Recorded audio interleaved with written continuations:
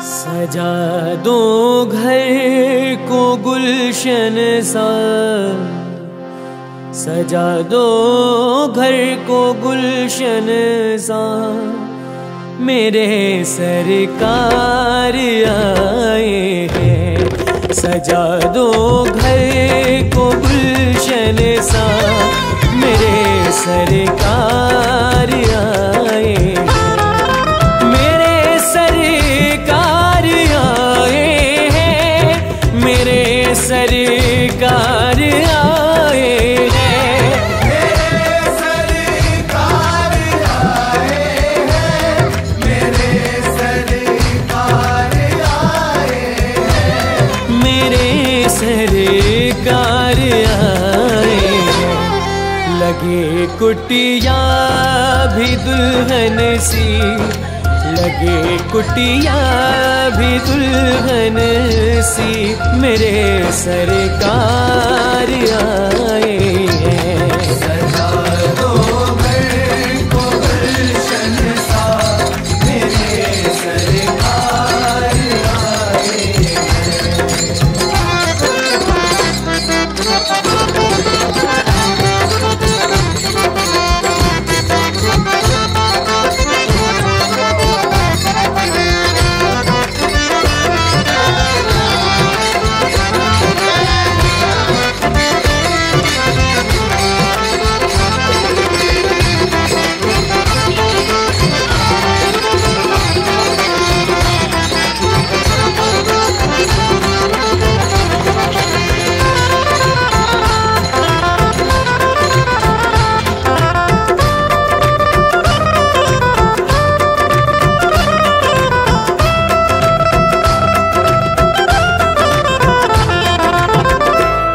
पखारो इनके चरणों को बहाकर प्रेम की गंगा। पखारो इनके चरणों को बहाकर प्रेम की गंगा। पखारो इनके चरणों को बहाकर प्रेम की गंगा।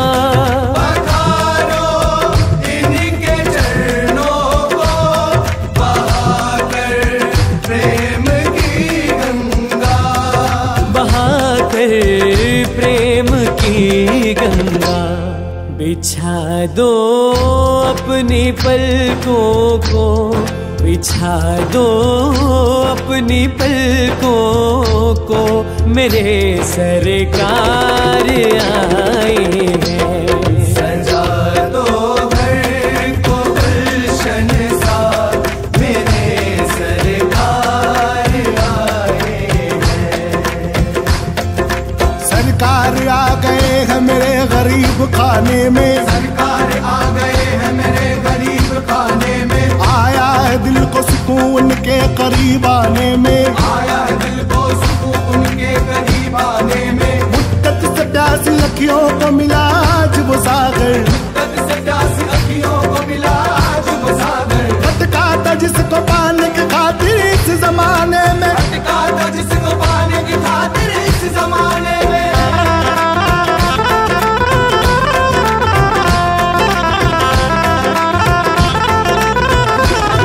उमड़ आई मेरी आंखें देख कर अपने बाबा को।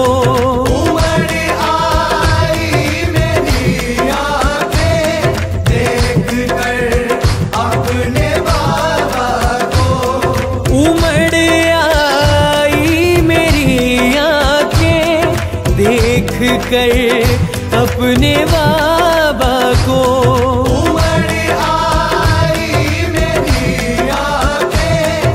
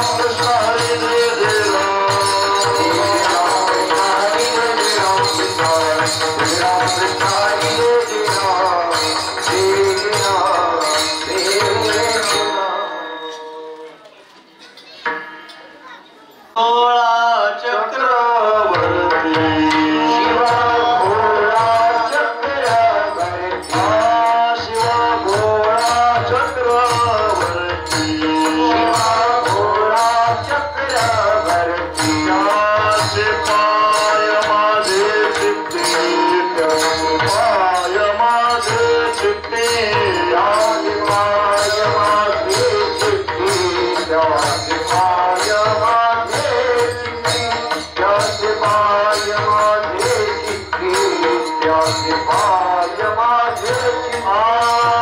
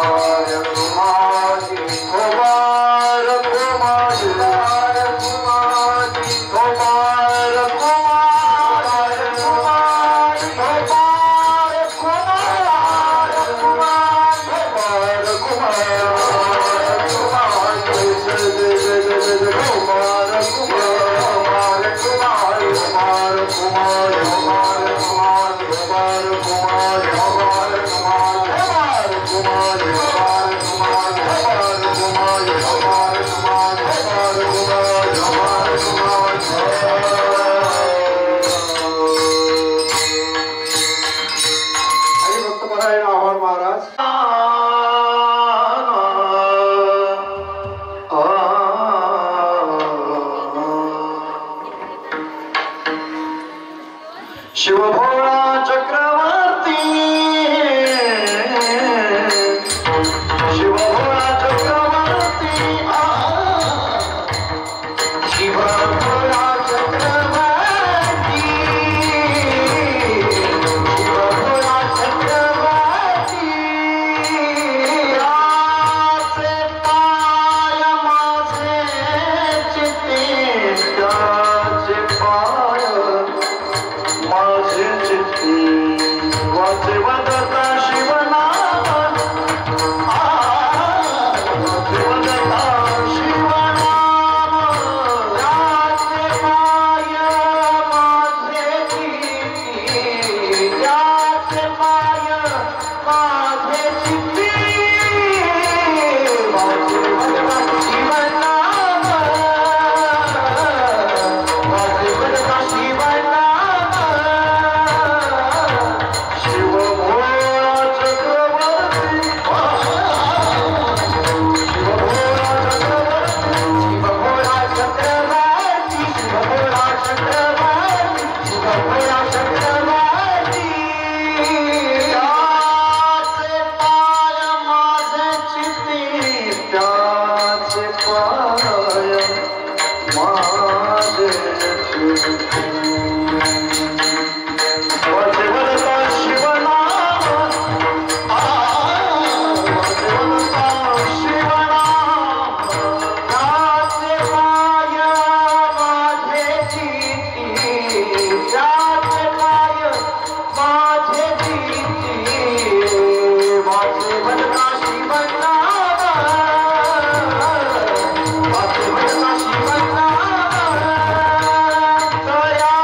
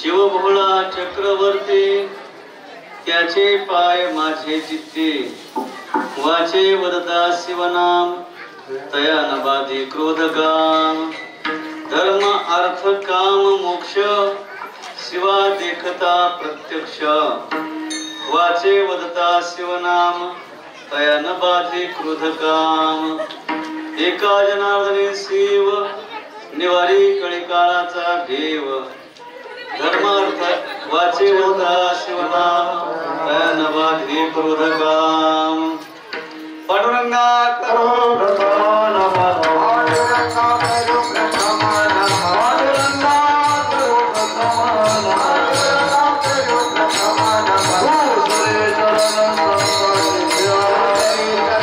संस्कार किया गुरुरे चरण संस्कार किया सालाबादप्रमाणे आपल्या या पवित्र पावन भूमी वसूमध्ये आणि भगवान बसवेश्वराच्या या पवित्र दरबारात हा शिवरात्रीचा महोत्सव मोठ्या उत्साहात आनंदात साजरी होत आहे। सुंदर अशी भगवंताची मिरवणूक झाली गावामध्ये आणि वसू जळगाव दोन्ही गावचे समस्त ग्रामस्थ मंडळ या ठिकाणी उपस्थित आहेत। आबाल वृद्ध तरुण वर्ग सुद्धा या ठिकाणी या कार्यक्रमाला उपस्थित आहे।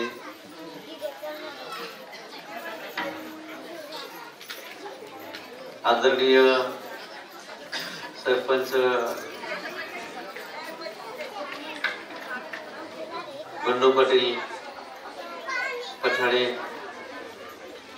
आदरणीय अजय भाऊ रक्ताटे, आदरणीय आपले सरपंच गरजे सरपंच आदरणीय संजू भाऊ, संदीप भाऊ, बंडू बाबा, ही सर्व मंडळी या ठिकाणी उपस्थित आहेत। आणि हा पठाडे परिवार हा महाशिवरात्रीचा कार्यक्रम मोठ्या भक्तिभावाने श्रद्धेने दरवर्षी करतात। हा कार्यक्रम म्हणजे वैयक्तिक त्यांचा नसून हा कार्यक्रम सर्व गावकऱ्याचा आहे आणि सर्व गावकरी याच्यामध्ये सहभागी असतात। या कार्यक्रमासाठी आवर्जून पठाडे परिवाराने आपल्या संप्रदायामध्ये ज्यांचं चांगलं व्यक्तिमत्व आहे असे आदरणीय रवींद्र महाराज, आदरणीय घाडे महाराज, तुषार महाराज आणि मृदंगाचार्य कृष्णा महाराज आणि ही सर्व संत मंडळी या ठिकाणी उपस्थित आहेत। आपले बाळूभाऊ या ठिकाणी उपस्थित आहेत, सर्व मंडळी आणि कोळ सांगवीवरून आपले पप्पू भाऊ हेही या ठिकाणी उपस्थित आहेत, सुभाष भाऊ हेही या ठिकाणी उपस्थित आहेत। आणि हा कार्यक्रम अतिशय तळमळीने आणि मोठ्या श्रद्धेने हा कार्यक्रम हे पठाडे परिवार सर्व मिळून करतात आणि त्याच्यामध्ये आता आपले सुरेंद्र भाऊ सुद्धा अग्रेसर असतात, पुढे असतात. हा कार्यक्रम दिवसेंदिवस मोठा होत चाललाय, वाढत चाललाय. सुरुवातीला या सभा मंडपातच माणसं बसून जागा मोकळी राहायची, परंतु आता या सभा मंडपात माणसं बसत नाहीत, खाली बसण्यासाठी सुद्धा वेगळा मंडप द्यावा लागतोय. असा हा कार्यक्रम दिवसेंदिवस वाढत चाललेला आहे. आज मोठा पर्वकाळ आहे, शिवरात्र, महाशिवरात्र. तसं गावातले जे सरपंच असतात ते भोळे असतात का? सरपंच भोळे असतात का? नाही नाही, हो होय, सरपंच भोळे असतात का? सरपंच भोळे नसते. जिल्हा परिषद सदस्य भोळे नसते. आमदार, खासदार, मंत्री हे भोळे नसते. आणि भोळ्या माणसाला कोणी सरपंच होऊ देईल का? भोळ्या माणसाला कोणी सरपंच सुद्धा होऊ देणार नाही. मग आमदार, खासदार तर लांबचीच गोष्ट राहिली, मंत्री, संत्री. परंतु शंकर अशी देवता आहे, ते भोळे आहेत. आणि भोळे असून सुद्धा राजा आहेत.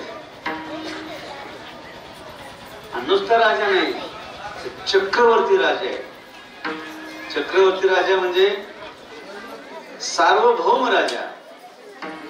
चक्रवर्ती राजाच्या हाताखाली शेकडो मांडलिक राजे लोक असतात, त्यांना चक्रवर्ती राजा म्हणतात. हे भोळे असून सुद्धा राजे आहेत, चक्रवर्ती राजे आहेत. आणि अशा भगवान शंकराचे चरण शांतीब्रह्म श्री एकनाथ महाराज म्हणतात ती माझ्या चित्तात असावेत. त्याचे पाय माझे चित्ती, कोणाचे पाय चित्तात नसावेत. संतांचे पाय चित्तात असावेत, भगवंताचे पाय चित्तात असावेत. आता आमच्या 80-90 वर्षाची माणसं पाया पडतील. अगदी 80-90 वर्षाची माणसं पाया पडतील. त्यांची जबाबदारी ती पाया पडणं ते करते, पण आमची सुद्धा काही जबाबदारी असेल ना. मग त्यांना पाया पडण्यासाठी पवित्र पाय ठेवले पाहिजे. आधी ती जबाबदारी आपली. आणि या कार्यक्रमासाठी आपले आदरणीय पंडितजी शिवनाथ भाऊ घुले हेही उपस्थित आहेत. आणि सर्व गावातील टाळकरी मंडळी उपस्थित आहेत. आपले सरपंच टाळकरी तेही या ठिकाणी उपस्थित आहेत.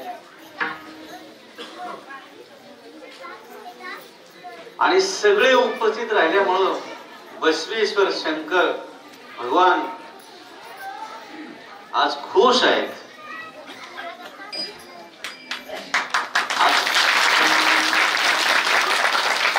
असे सर्व लेकरं जर गुन्हा गोविंदाने एक विचाराने राहिले तर आई वडील प्रसन्न राहतात.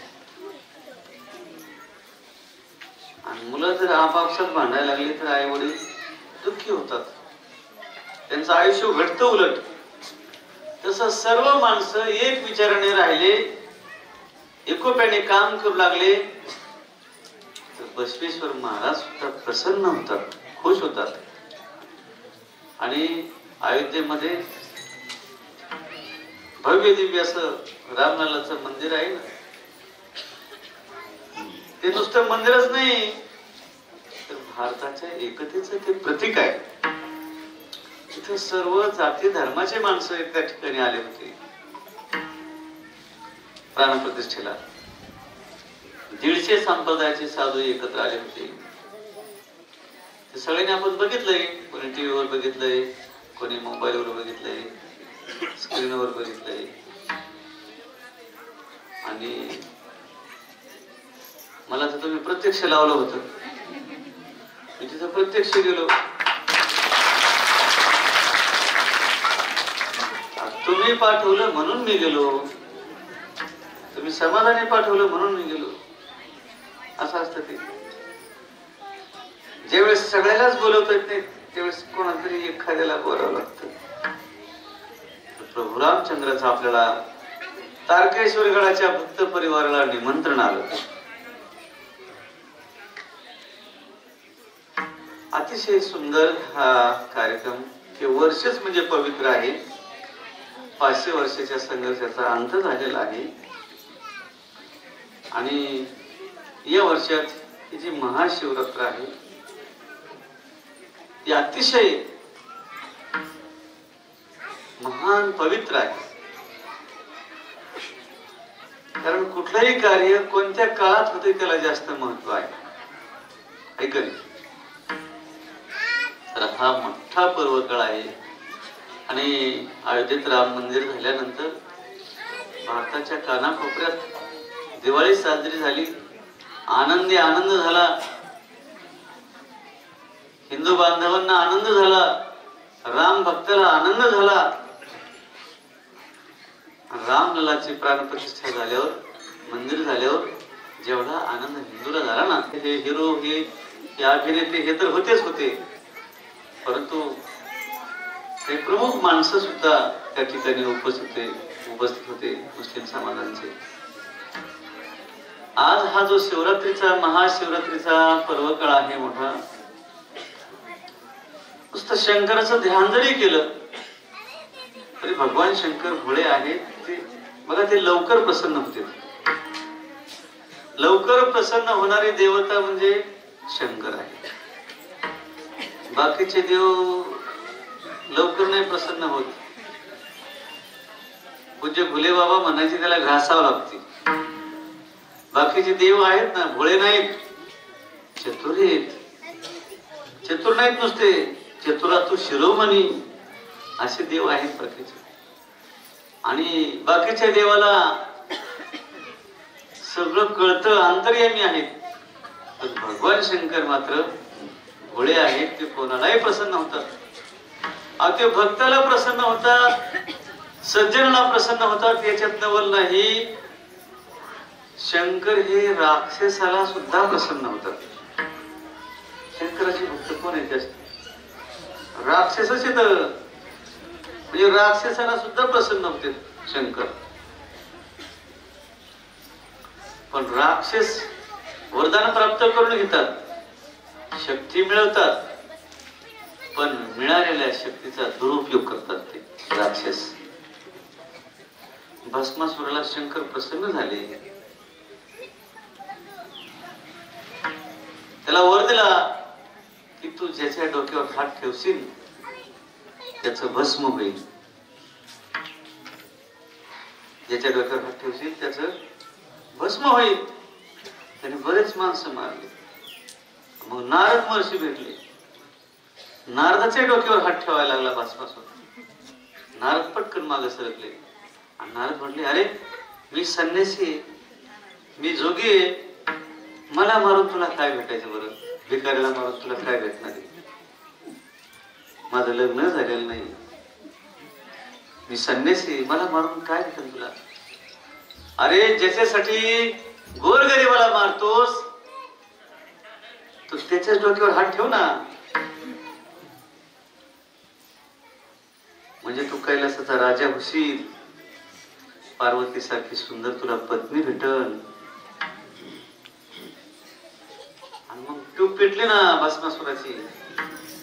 अशा गोष्टी माणसाला लवकर आवडतात बरं का, पटतात. भस्मासुर म्हणला खरे भेटायची.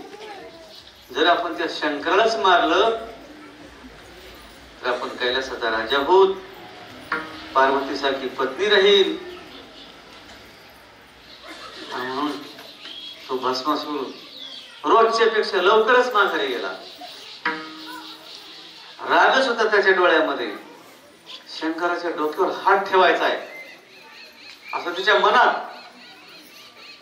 पण शंकराने विचार केला की हे गिऱ्हाईक आज लवकरच परत आले, याने चिताभस्म आणलं नाही, हे लवकरच परत आलंय, जरा वेगळं दिसतंय, चेहरा वेगळा दिसतोय आज. शंकराच्या डोक्यावर हात ठेवणार तेवढ्यात भगवान शंकर मागे सरकले आणि पळायला लागले. शंकर पुढं पळते, हा भस्मासूर मागे पळतोय. शंकर पुढं पळते, शंकराच्या डोक्यावर हात ठेवायला भस्मासूर मागे पळतोय आणि थेट शंकर भगवान विष्णूकडे गेले आणि भगवान विष्णूला म्हटले, मला वाचवा, मला वाचवा. तो भस्मासूर माझ्या डोक्यावर हात ठेवायला लागलाय आणि त्याला वरदान दिलंय मी, काय, तू ज्याच्या डोक्यावर हात ठेवशील त्याचं भस्म होईल, मला वाचवा. मग भगवान विष्णू म्हणायला लागले, तुम्ही वरदान देताना काही विचारच करीत नाही, योग्यता, पात्र, अपात्र कोणालाही काही देऊन टाकतात. खूप सांगत बसले ब्रह्मज्ञान. शंकर म्हटले, तुमचं प्रवचन मी नंतर ऐकल, पण मला अगोदर वाचवा म्हटले, अगोदर वाचवा. मग भगवान विष्णूने सुंदर अशा मोहिनीचं रूप धारण केलं. अप्सरा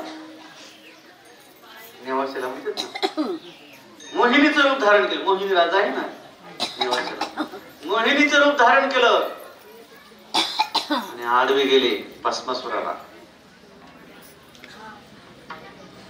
भस्मासुराने मोहिनीला बघितल्यानंतर भांबावला, एकदम मोहित झाला त्या मोहिनीवर आणि कैलासाचा राजा व्हायचं, शंकरला मारायचं हे विसरूनच गेला. त्या मोहिनीचीच नादी लागला आणि त्या मोहिनीला म्हटलं, माझ्या बरोबर लग्न करते का? मोहिनी मनात म्हणते, मी त्याच्यासाठीच तर आले, त्याच्यासाठीच तर आले, तो वजवाटोळ करायला. लग्न करते म्हटले मी तुझ्या बरोबर, काही हरकत नाही, पण मी जसं नाचन तसं नाचावं लागेल. मोहिनी जशी नाचायची तसा भस्मासूर नाचायचा. मोहिनीने कमरावर हात ठेवला, नाचायला लागली की त्याने सुद्धा कमरावर ठेवायचा, नाचायचा. जशी मोहिनी नाचन तसा तो नाचायचा. म्हणजे महिलाच्या म्हणण्यावर पुरुषाला नाचावं लागतं हे काही नवीन नाही, हे जुनच आहे. शास्त्रात हे पहिलंच. तेव्हापासून माता माऊलीच्या म्हणण्यावर पुरुषाला नाचावं लागतं. मग मोहिनीने कमरेवर हात ठेवला, त्याने कमरेवर हात ठेवला, नाचायला लागले. मग मोहिनीने डावा हात असा वर घेतला, त्या भस्मासुराने सुद्धा डावा हात वर घेतला. मोहिनीने परत तो हात खाली केला, त्याने भस्मासुराने हात खाली केला, हात कमरेवर ठेवला डावा, त्या भस्मासुराने सुद्धा हात कमरेवर ठेवला आणि मग असं वेकडं वाकडं तिकडं करून मोहिनीला हळूहळू भस्मासुराला जागेवर न्यायचं होतं ना. मग मोहिनीने असा उजवा हात वर घेतला, त्या भस्मासुराने सुद्धा उजवा हात वर घेतला आणि मोहिनीने नाचता नाचता एवढे तल्लीन झाले, एवढे रंगून गेले, तो मोहिनीच्या रंगामध्ये रंगून गेला भस्मासूर. आणि मग त्या मोहिनीने आपला उजवा हात आपल्याच डोक्यावर ठेवला आणि मग त्या भस्मासुराने सुद्धा ते बघून आपला हात त्याच्या डोक्यावर गेला. डोक्यावर गेल्याबरोबर होळी झाली, राग झाली, कारण त्याला वरदानच होतं, ज्याच्या डोक्यावर हात ठेवशील त्याचं भस्म होईल. त्याचा हात त्याच्या डोक्यावर पडला. काही काही माणसाला मोठे होते, पण ज्याच्यामुळं मोठं झालं तर आपण त्यालाच विसरते आणि मग ते काही दुसरे गुण नाहीत, समजायचे ते भस्मासुराचे वंशज आहेत, ते कोण नाहीत दुसरे. तुम्हाला वाटतं का भस्मासूर मेलाय म्हणून? पहिला एकच होता, आता लई झाले.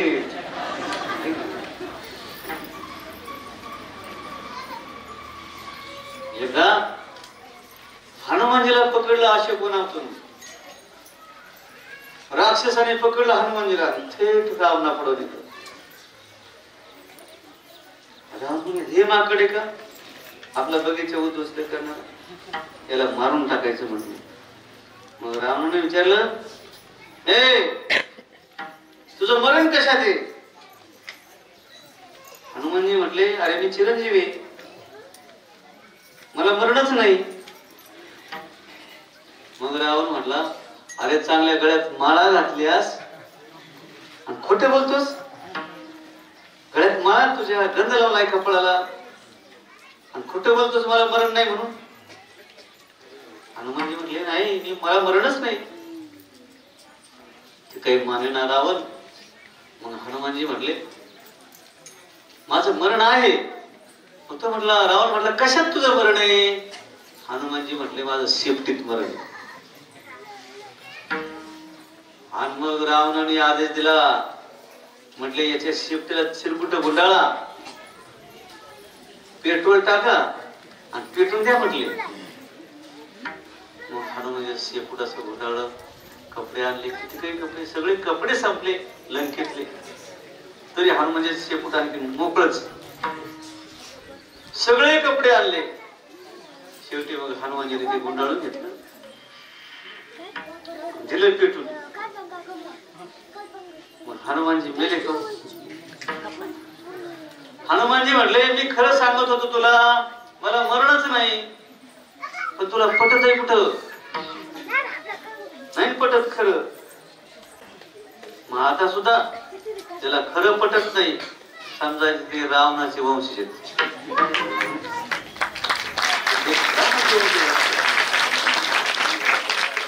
खऱ्या गोष्टी पटत नाहीत, आवडत नाहीत.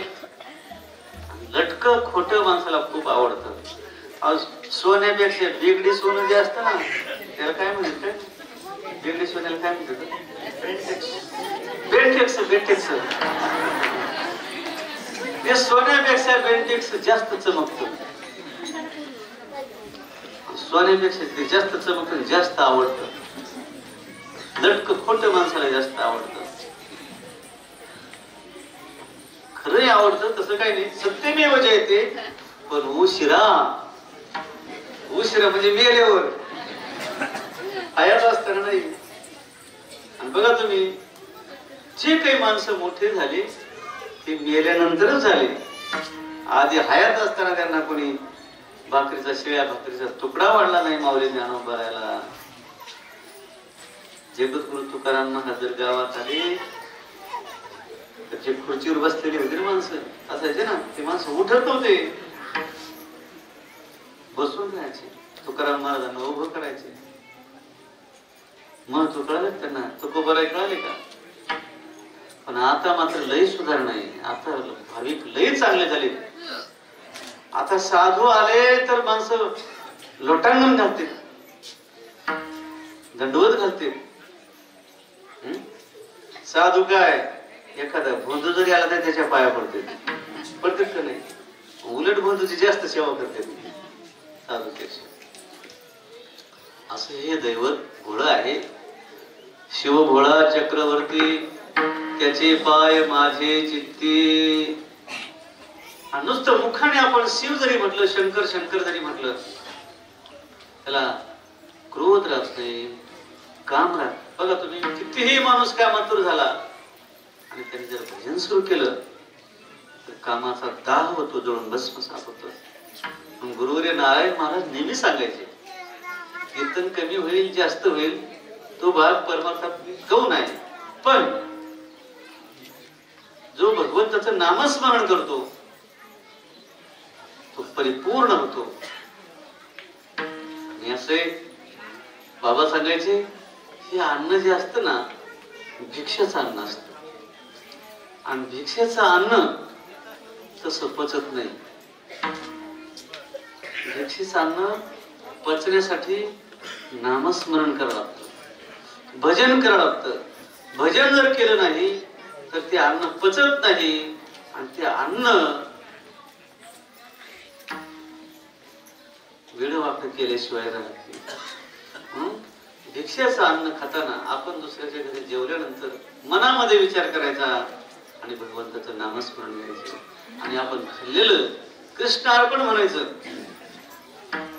तरच त्याचा वाईट परिणाम होत नाही आपल्यावर, नाहीतर आपल्यावर वाईट परिणाम झाल्याशिवाय राहत नाही. नेहमी आपण भगवंताचं नामस्मरण केलं पाहिजे. हा ज्याला जे आवडतंय, जो देव आवडतो त्याचं नाव घ्या. जसं काही नाही की रामच म्हटलं पाहिजे, कृष्णच म्हटलं पाहिजे, दत्तच म्हटलं पाहिजे, शंकरच म्हटलं पाहिजे.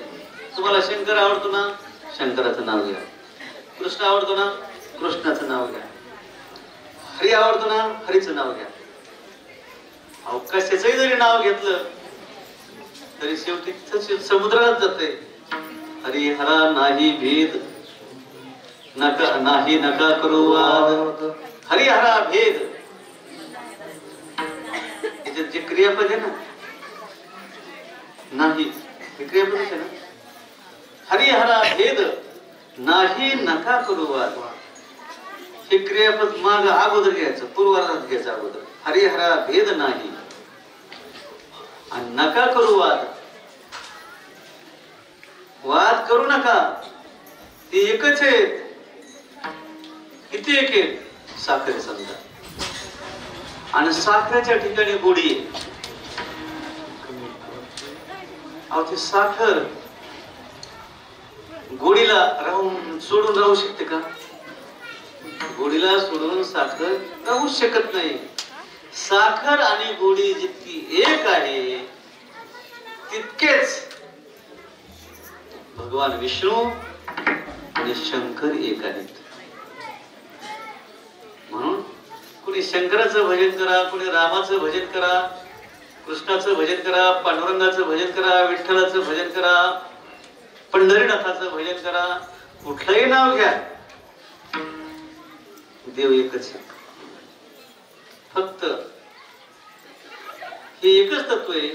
पण विप्रा हा विद्वत पंडित विद्वान त्याला वेगळ्या वेगळ्या पद्धतीने नाव घेतात त्याचं. जसं माणूस एकच आहे, समजा एक माणूस उभा केला, पण त्या माणसाला कोणी मामा म्हणतं, त्याचा तो भाचा असेल. त्याच माणसाला कोणी दादा म्हणतं, त्याचे वडील असतील. त्याच माणसाला कोणी भाऊ म्हणतं, त्याच माणसाला कोणी जावाई म्हणतं, कोणी आपला पती म्हणतं. माणूस एकच आहे, पण नाव भिन्न भिन्न. त्यांच्याकडे बघण्याची दृष्टी जशी, तसं नाव संबोधलं जातं. तसं भगवान परमात्मा एकच आहे. त्याला हरी म्हणा किंवा हर म्हणा, एकच आहे. शंकर म्हणा, शिव म्हणा, महादेव म्हणा, कुठलंही नाव घ्या, एकच देवता आहे. आणि मग हे देव यांचं भजन केल्यानंतर धर्म, अर्थ, काम, मोक्ष हे जे पुरुषार्थ आहेत ना, ते प्रत्यक्ष अप्रत्यक्ष नाही. धर्म, अर्थ, काम, मोक्ष नुसतं शिवाला बघितल्याबरोबर, त्यांचं दर्शन केल्याबरोबर हे चारही पुरुषार्थ प्राप्त होतात, प्रत्यक्ष मिळतात. असं एकनाथ महाराज ग्वाही देऊन शेवटच्या चरणात सांगतात.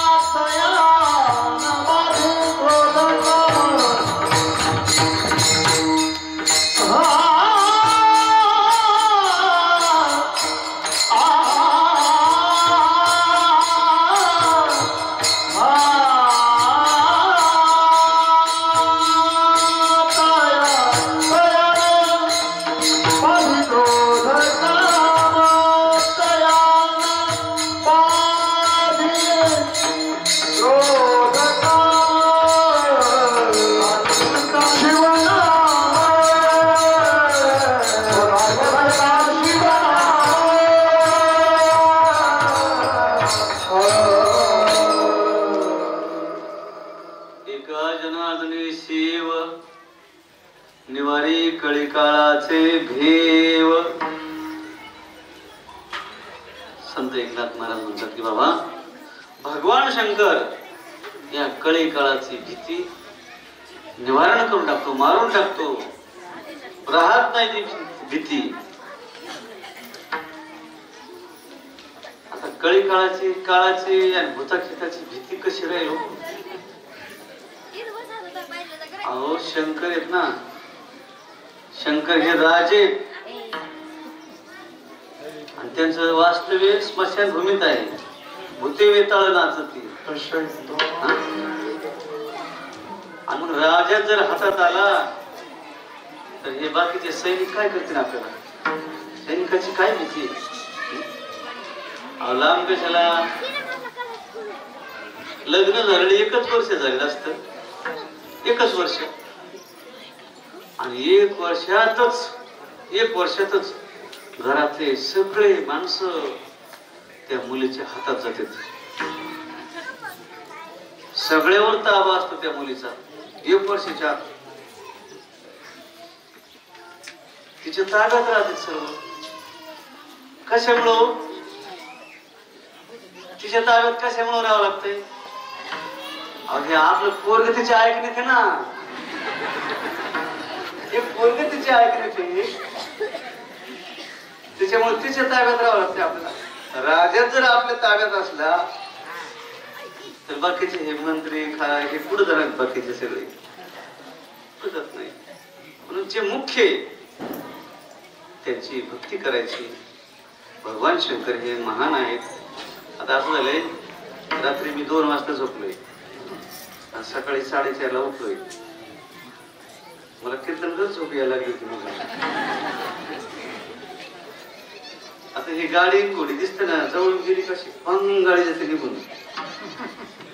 बाळ म्हणजे बघत ना माणसाला इतकं वाटतं, भारी वाटतं. काय गाडी, काय माझी आईस आहे म्हणते, तू काय आईस आहे असं बाहेरच्या माणसाला वाटतं. त्या गाडीत बसून बघावा, लय अवघड आहे. त्या गाडीत बसायचं म्हटलं की जणू कापायला चालले असं वाटतं. जसं एखादं लय करून शाळेत जायचं लय कंटाळा असतो त्याला, आणि शाळेत जा म्हटलं की त्याला लय अवघड वाटतं. तसं ती गाडी दिसली आणि बाहेर निघायची वेळ आली भयंकर अवघड. म्हणजे बसातच कमी आणि बाहेरच जास्त. रात्री 2 वाजता आलो होता मी, 4:30 ला उठलो. नंतर सगळ्या बगीच्याला आंब्याच्या, आता आंब्याचा बाग म्हणजे ते पुन्हा एक आणखी उद्योग वाढून त्याला पाणी दिले आम्ही. सकाळी 7 वाजता पाणी दिलं, खालच्या टिंबाच्या झाडाला पाणी दिलं. पण काही कोणी म्हणत नाही घाला तुम्ही म्हणून, पण आता मलाच करमत नाही, मी तरी काय करू. खोडलाही बेकार आहे आपली. आज या कार्यक्रमाला सगळे माणसं गावातले उपस्थित झालेत आणि या कार्यक्रमासाठी आवर्जून ओढा ताण करून धावपळ करून आपल्या शेवगाव पाथर्डी तालुक्याच्या ज्या शांत एकदम संयमी आमदार आहेत मोनिकाताई राजळे, हेही या ठिकाणी उपस्थित होणार आहेत, येणार आहेत. त्यांच्या पाठीमागे खूप धावपळ असते. आता ते मला म्हणतात बाबा तुम्ही जरा कमी करा बरं, कारण कुठे बी दाव्याला गेलो तर कशाला कार्यक्रमाला गेलो तर मी तिथं असतोच त्यांच्या पुढं, आणि मी जिथं जिथं जाईन तिथं तिथं ते पण असतात. ते मला म्हणतात बाबा तुम्ही लईच फिरतात, आणि म्हणून तुम्ही काय कमी करता होईल, तुम्ही बी फिरता ना खूप. आणि का फिरतो आपण, समाज आपल्याला बोलवतोय, आपण जातो म्हणून ते बोलवतात बिचारे, आपण गेलोच नाही तर कशाला बोलवते. म्हणजे आणि जगू तरी करायचंय काय, उगं नुसतं गंजले लोखंडावाने पडून घासत राहायचं नाही, घासत राहायचं, झिजायचं. हे सामाजिक कार्य करून करून त्याच्यासाठीच आपण जगायचं. आपलं जीवन उगं आयुष्य आराम करण्यासाठी नाही, हे समाजाच्या कार्यासाठी हे जीवन आहे. म्हणून गुरु नारायण महाराजांनी असंच पवित्र कार्य केलं. आणि सद्गुरु जोग महाराज कोण होते हे आपल्याला माहिती नाही ना. जोग महाराज म्हणजे भगवान बाबांचे गुरु. जोग महाराज म्हणजे वामन भाऊचे गुरु. जोग महाराज म्हणजे वामन भाऊच्या गुरुचे गुरु बंकट स्वामीचे गुरु. आणि लांब कशाला थोडक्यात सांगतो, जेवढे कीर्तनकार दिसतात ना महाराष्ट्रात, ते सगळ्यांचं गुरुघर म्हणजे जोग महाराज.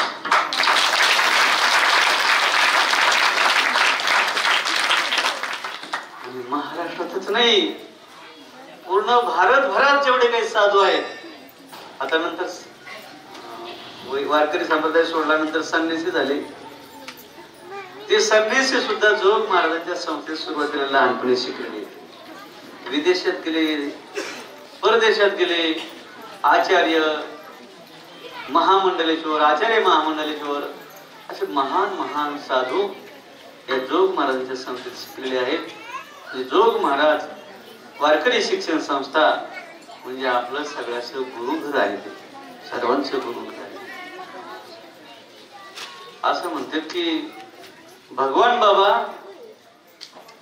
1 महिना भिक्षा करायचे, 1 महिन्याची भिक्षा आपल्या गुरु घराण्यात जोग महाराजांच्या संस्थेत नेऊन द्यायचे.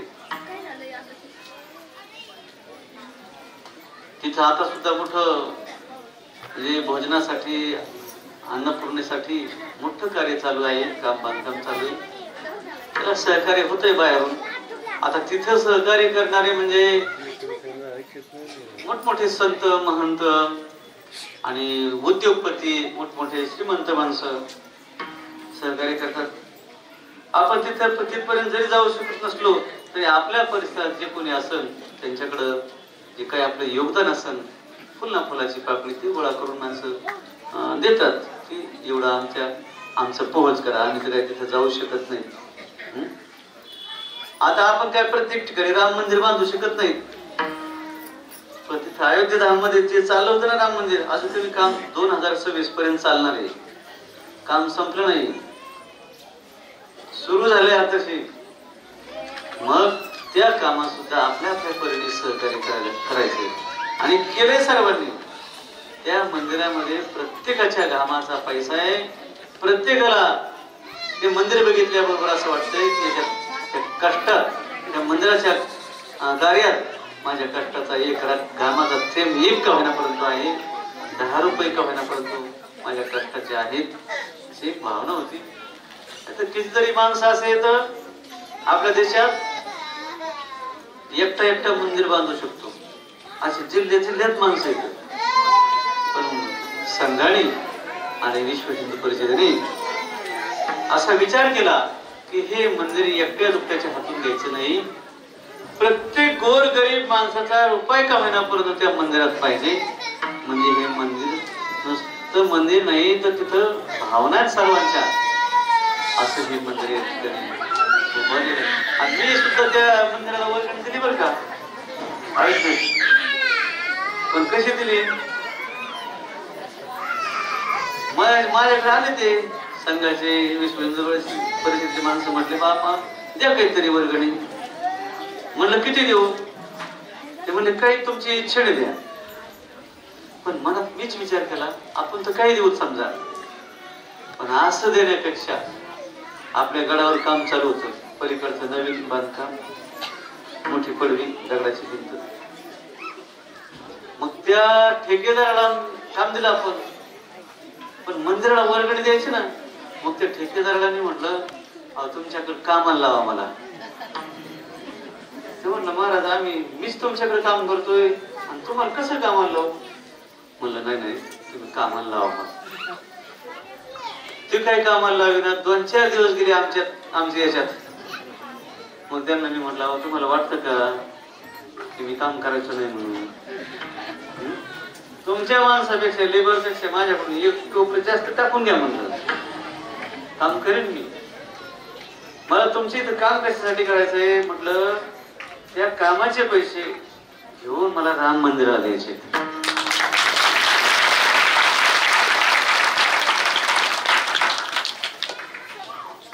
आणि मग त्यांनी कुठेतरी मला कामाला लावलं. मग मी 8 दिवस काम केलं, तोडी वाहण्याचं त्यांच्या हाताखाली मी 8 दिवस काम केलं, सिमेंट आणून देण्याचं, काढून देण्याचं, जे सांगतील ते. आणि मग 8 दिवसांनी म्हणले पगार आला. सगळ्याचे पगार झाले आणि मी त्या लाईनीत उभा राहिलो. म्हणलं माझा एक पगार द्या. ते म्हणले बाबा तुम्हाला किती पैसे देऊ. म्हणलं काय पगाराचे असतील. नाही म्हणले तुम्ही मानधन तेवढे पैसे देईल. आणि त्यांनी पाठीमाग मला 1 लाख रुपये दिले पुन्हा.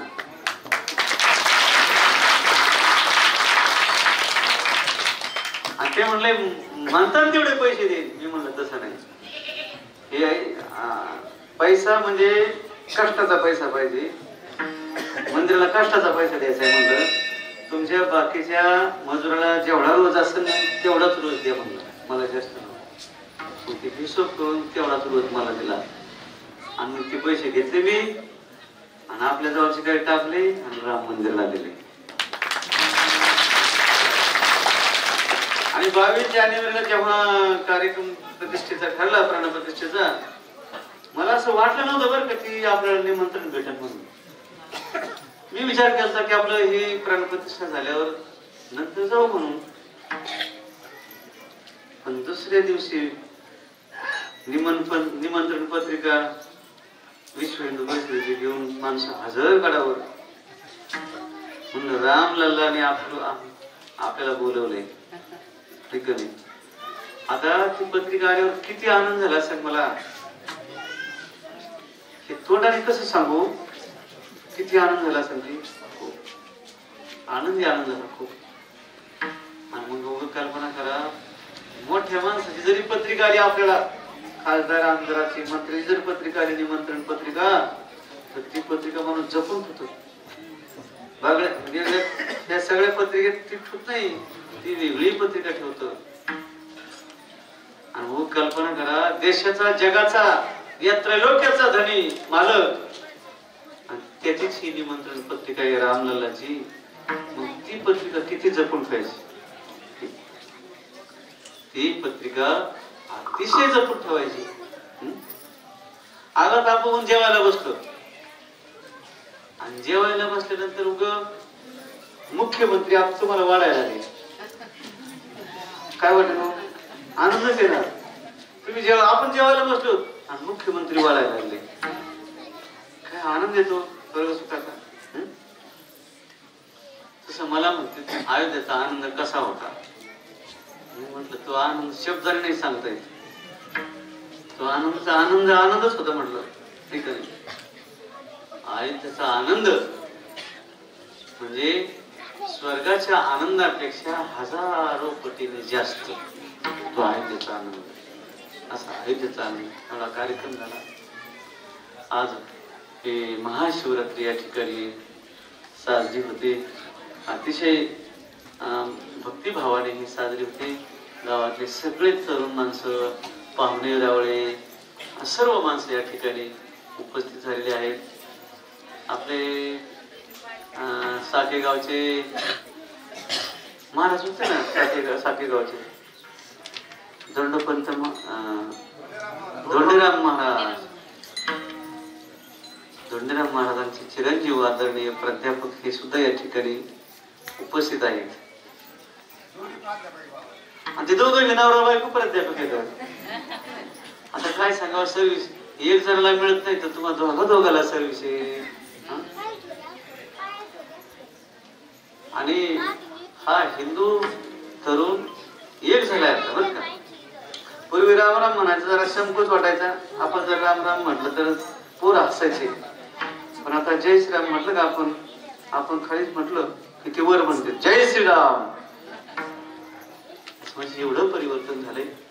पण मला असं एक वाटतं, आणि ते एखाद्या दिवस कसं आहे म्हणतो, आपले जे शाळेत दाखले असतात ना, त्या दाखल्यावर फक्त हिंदू पाहिजे. हे बाकीच्या जातीच नसल्या पाहिजे दाखल्यावर. दाखल्यावर जातीपातीचे शब्द लिहायचे. ही जात ती जात ती जात ती जात ती जात, पारधी, लमाण, ब्राह्मण, सांभार, कुंभार, वंजारी, मराठा, हे दाखल्यावर जाती लिहायच्या. आणि असं वर बोललं की म्हणले कायद्याने गुन्हा आहे. असं बोलल्यावर कायद्याने गुन्हा आहे. आणि दाखल्यावर लिहायचं कोण शिकित आहे? हे सरकारच शिकित आहे ना. हे नसलं पाहिजे. दाखल्यावर सुद्धा फक्त हिंदू हीच जात एक अशी ठेवायची.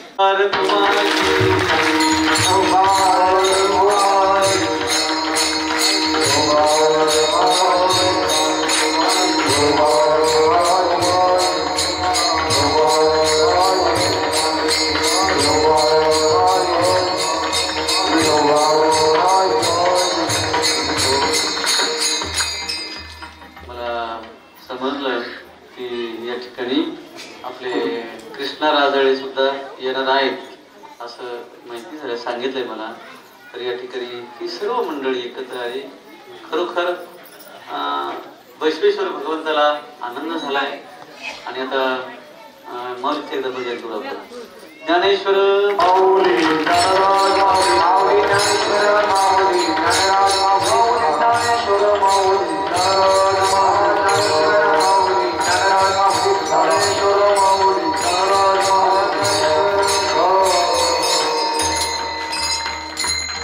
आज महाशिव असे तारकेश्वर गडाचे मठाधिपती आणि तसेच 2023चा आषाढी यात्रेनिमित्ताचा मुख्यमंत्र्यांच्या हस्ते बहुमान मिळाला असे हरिभक्त परायण आदिनाथ महाराज शास्त्री यांच्या रसाळवाणीतून कीर्तन सेवा झाली.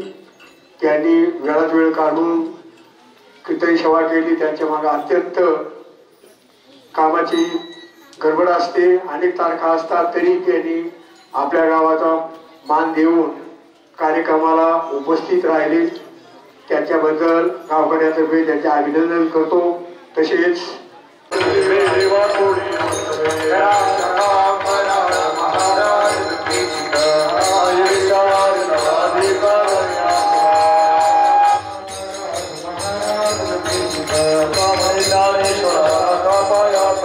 Ram